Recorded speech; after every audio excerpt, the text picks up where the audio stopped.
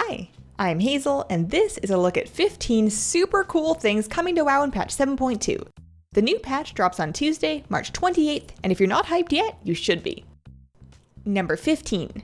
Crafted Legendaries. Yeah, there are 4 new crafted Legendaries coming in the patch. They're tuned to be middle-of-the-pack Legendaries for throughput due to their 3 sockets, but the bonus effects are all utility. There's 1 Legendary for each armor type. If you're just stuck with the worst Legendaries ever, or you really need those gem slots, you'll want to look into getting your hands on one of these. They're BOE, so no worries if you don't have a crafting profession. They do take some quests and a massive amount of materials to make though, so expect to pay quite a bit.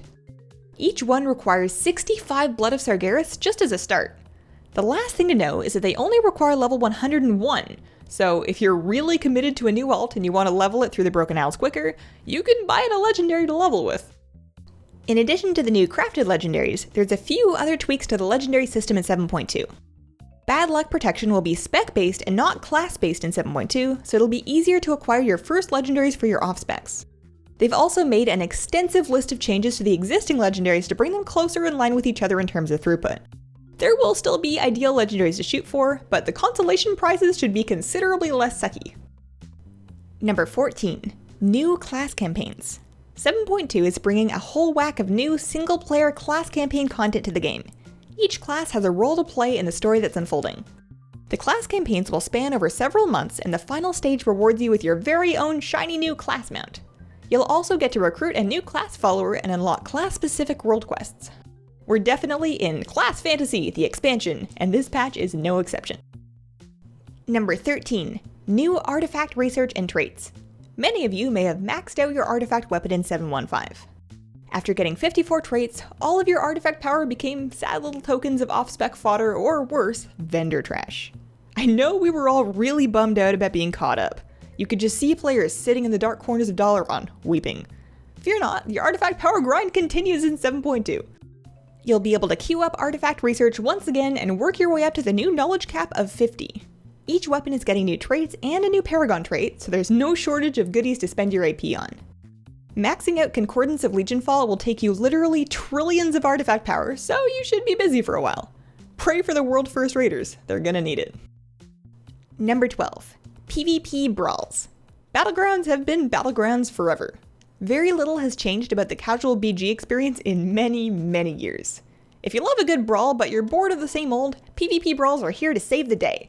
You queue for them from the casual PvP window, and there's only one up at a time. PvP Brawls offer the same rewards as random battlegrounds, but with wacky new rules. You might wage war on Terran Mill in a 40v40 vanilla-style battle. You might experience weightlessness in a gravity lapse Eye of the Storm. The Warsong Scramble has multiple flags that can be capped without returning your own flag, and random buff cubes throughout the map. If the same Arathi Basin is getting stale for you, you should definitely try out the PvP Brawls in 7.2. Number 11. Solo challenges. If you've been eyeballing those cool new artifact appearances, you'll definitely want to take a look at the solo challenges. There are 7 different challenges in total, and each spec has access to one of them. Defeat your challenge to unlock a unique artifact appearance for your weapon. In order to take on your challenge, you'll need to be level 110, have at least 35 artifact traits, and complete some early quests to gain access to the new traits. Your region needs to have the Broken Shore Mage Tower building currently active. It's up for 3 days at a time. Your first attempt at the challenge is free, but additional tries will cost you Nethershards that you could be spending on valuable items. The challenges are supposedly very difficult and should push your skills as a player to the limits. They don't scale at all, so better gear and more traits will make it easier, but by no means a gimme. Completing the trial will earn you the achievement, A Challenging Look. Number 10. Pet Battle Dungeons. Okay, so when I say dungeons, I mean dungeon, singular for now. There is only one pet battle dungeon added to WoW in 7.2, and that's the Wailing Caverns. They've stated that depending on how the feature pans out, they'll either add more in the future patches, or look into other ways to add pet battle content to WoW. The Wailing Caverns is a Celestial Tournament-esque pet battle scenario where you need to beat a variety of opponents and then a final boss to succeed. After your first success, which awards you an achievement and the Son of Scum, you can do it once a week without healing your pets to collect damp pet supplies. If your army of pets has been looking for a new challenge, Pet Battle Dungeons have got you covered. Number 9. Mythic Keystone Karazhan, and, as it happens, Heroic Difficulty Karazhan. If you're already heaving a sigh at the thought of Keystone running all of Karazhan, don't freak out just yet. The dungeon is being split into lower and upper Karazhan for the purpose of heroic LFG and Mythic Plus. There's a lot of unique loot in Karazhan that could be super useful with the item level boosts from high Keystones. On top of that, now that it's available as heroic, players who have been wary of joining Mythic groups will be able to enter Karazhan for the first time in 7.2. I'm pretty excited about having some new variety in the Mythic Plus circuit, and I can't wait to get myself some Titan Forged Karazhan loot. Number 8. The new Broken Shore Zone. Okay, so the Broken Shore isn't exactly new, but prior to 7.2 there was very little to do out there. If you played through the release of Tanan Jungle and Warlords, this is going to be a lot like that. There's a whole campaign of quests to do with buckets of story progression, a new faction to grind rep with, region-wide buildings with benefits that the Legion will smash down repeatedly, all sorts of good stuff. There will be world quests across the zone that grant rep with the new Armies of Legionfall faction, so if you want your flying early, you'll be doing quests here every day. We're taking the fight to kill Jaden and setting up camp in his playground for this new patch. There's a lot of black rock and fell sludge, but what else is new? Number 7. Demon Assault on the Broken Isles. It's not just the Broken Shore that's getting cool new dailies. Just like we saw with the Legion pre-release event, Demon Assaults are going to be raining down on the Broken Isles. A zone will appear in your map as under attack, and that zone will have a unique set of quests. Go there to repel the demons, board their airship, and complete the scenario while it's up. You need to repel an invasion in each Legion zone for your Pathfinder achievement, so do try not to skip these. I know you might not super care about those High Mountain Tauren getting attacked again, but they really do need your help. Number 6. Nethershards. If you've played any Diablo 3 recently, you'll be pretty familiar with Kadala. Well, and guess who's coming to WoW? Okay, so it's not literally Kadala, but it's basically the same thing. Instead of blood shards, we have Nethershards. Instead of Kadala, we have Kathleen. Sure. Anyway, you acquire Nethershards around the Broken Shore and in the demon invasions. You can spend them on everything from vanity items to gear tokens. 400 shards gets you a Dauntless gear token for a specific slot, which will turn into an 850 item level catch-up gear. 5,000 shards gets you a Relinquish token for item level 880 gear that has a small chance to proc itself into a Legendary. This is basically their answer for targeting Legendaries. If I really badly wanted the Legendary Shadow Priest shoulders, I might spend all my Nether shards on Relinquished shoulder tokens to try and proc my Legendary. It also helps out for when your gear is pretty good, but you have that one problem slot that you just can't get loot for. Number 5. Paragon Reputations. If you're bummed out that you can't get the Nightfallen to love you any more than they already do, this is the patch for you. Once you're exalted with a Legion rep, a small bag will show up on your UI. Every 10,000 rep you earn after that point gets you a faction-specific satchel. You can grind those indefinitely, so no matter which world quests you do, you're always working towards something. There are 5 new mounts that can drop from the Paragon Rep bags, as well as a toy and a pet. The High Mountain bag can drop the High Mountain Elderhorn. Valorhar Rep can get you a Valorhar Stormwing. Corda Ferundus has the Cloudwing Hippogriff.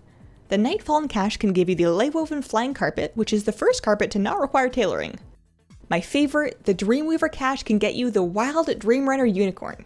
The Warden's cache has a toy, and the Legionfall one has a Felbat pet, which are somewhat less exciting. That unicorn though! I've never been so excited to knock out some world quests. Existing rep tokens from before 7.2 will not work towards Paragon Rep, so if you've been saving up Nightfallen whatevers, you're out of luck. Number 4. The Tomb of Sargeras raid. Alright, so this one isn't technically at launch, but it will be part of the patch. It's right there in the patch name. Tomb of Sargeras will take us face to face with Kil'jaeden in a brand new 9-boss raid instance. We've got some time left in Nighthold yet, so don't be getting too antsy to leave.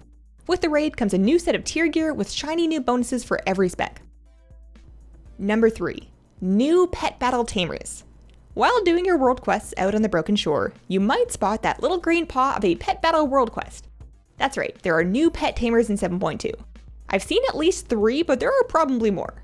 They work just like the regular Legion Pet Tamers, so their quest needs to be up in order for you to fight them. There's always at least 1 Tamer available on the Broken Shore, and they don't seem to count for the Family Familiar achievements. Keep an eye on my channel for 2 pet guides so you can do your dailies and level pets while you're at it. Number 2. Cathedral of the Eternal Night. I really like this dungeon. The way Legion has set up Mythic Plus dungeons as this parallel thing to raids has made the 5-man instances keep their glow for way longer than we're used to.